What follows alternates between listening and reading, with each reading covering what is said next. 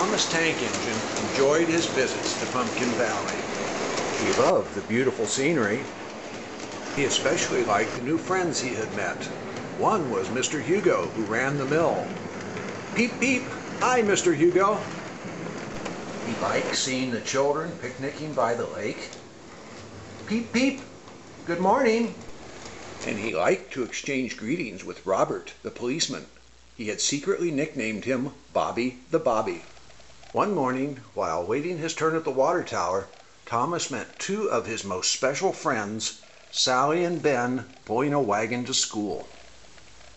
Peep, peep. Hello. What's in the big box you're taking to school? Hi, Thomas. We're doing a history project in class, and these are the books and supplies we need. We're doing a lesson on the American Civil War, and we're taking our toy soldiers to show about the Battle of Gettysburg. The Battle of Gettysburg? What's that? I'd love to hear about it. Who were the good guys and the bad guys?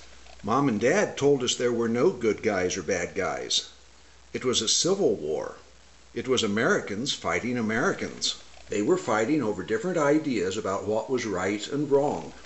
It was a war about whether states could leave the United States and start a separate country, and whether the new country could keep slavery legal.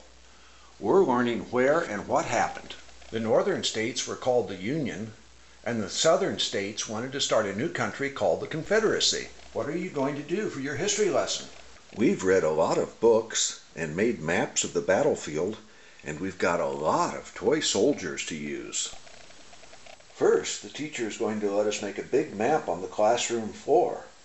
It will show where the battle was fought, which is around the town of Gettysburg in the state of Pennsylvania. Some people think that the Confederate Army came to Gettysburg looking for shoes made at local shoe factories. But most likely, the reason the battle happened here is because of all the roads that converged on the town of Gettysburg. It was the 1st of July, 1863, almost 150 years ago. A portion of General Lee's army, led by Major General Henry Heath, marched towards the small town of Gettysburg. General Heath was only expecting light resistance from Pennsylvania militia. Instead, he found federal troops, led by General John Buford, ready to fight him and hold him off until more Union troops could arrive from the south. The Confederate Army deployed into line and attacked the Union troops, slowly pushing them back over the course of the morning. And to make matters worse for the Union troops, more Confederate soldiers came marching down Carlisle Road and Harrisburg Road. The new Confederate troops forced the Federals back into the city of Gettysburg. There was fierce fighting. As the fighting continued in Gettysburg, General Oliver Howard raced his Union army up the Taneytown Road and the Baltimore Pike to join the fight.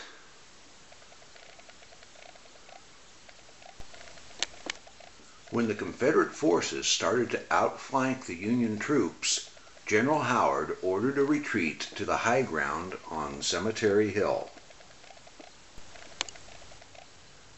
By the morning of July 2nd, the Union Army was in place on the high ground of Culp's Hill, Cemetery Hill, and along Cemetery Ridge. The formation looked like a large fishhook when it was done. The Union artillery was in place, and field hospitals to treat the wounded had been set up. General Dan Sickles had orders to keep his troops in a straight line along Cemetery Ridge, but he decided he liked the high ground on the wheat field and out towards Emmitsburg Road better.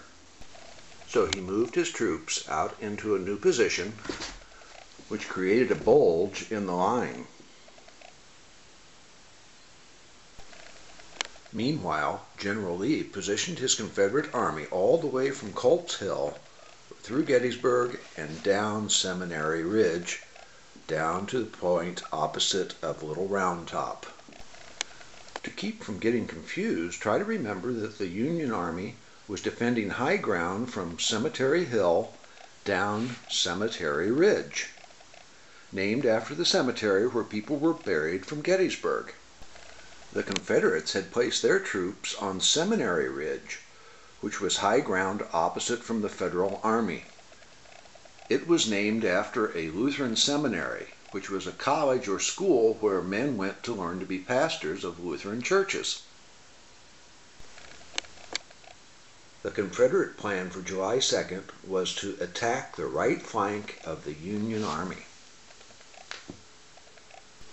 There was terrible fighting as the Confederates attacked General Sickles' troops in the peach orchard, the wheat field, and a terrible place that came to be known as Devil's Den.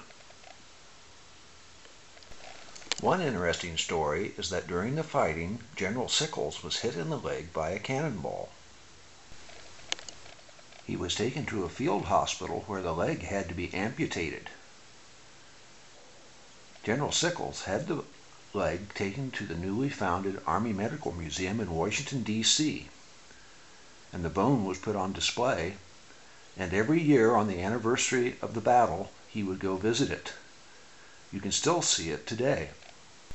The Confederates noticed that a small hill known as Little Round Top was lightly defended. They thought that if they could take it, that it would give them an opportunity to be in a position to roll up the Union line. The Confederates made repeated charges up Little Round Top, but the Union forces held.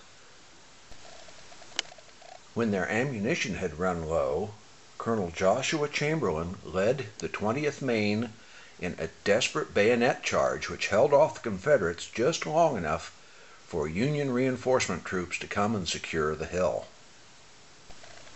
As the fighting on Little Round Top was finishing up, the Confederates were just starting to attack the Union troops at Cemetery Hill and at Culp's Hill.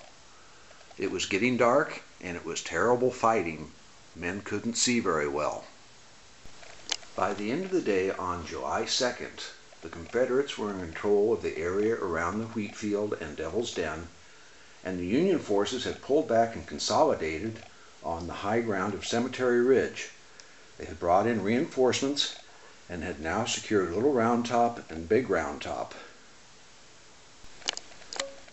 On the third day of the battle, the morning of July 3rd, General Robert E. Lee made the fateful decision that his best chance for victory was to attack the center of the Union lines and try and break through. Around 1 p.m. in the afternoon, 150 Confederate cannons began a bombardment of the Union lines in what was probably the largest artillery bombardment of the war. Around 3 p.m., the cannon fire subsided, and 12,500 Southern soldiers stepped off and advanced the 3/4 of a mile to Cemetery Ridge in what is known to history as Pickett's Charge. And then began one of the most awful battles in American history, as the brave Southern soldiers followed their officers, their flag, and friends into battle against the Union front. The attack failed, and the Confederates had to retreat, leaving their dead and dying on the field of battle in front of the Union lines. The battle was over. The Southerners had lost, and on the next day, July 4th, General Robert E. Lee took what remained of his army and began the long, slow, painful journey back to Virginia. Oh, that's really sad to hear about all those poor men fighting in that terrible war. Yes, it is, but it's important to learn the history about our country. Thank you for telling me about your history lesson. I hope I haven't made you late for school. Well, peep peep, off we go.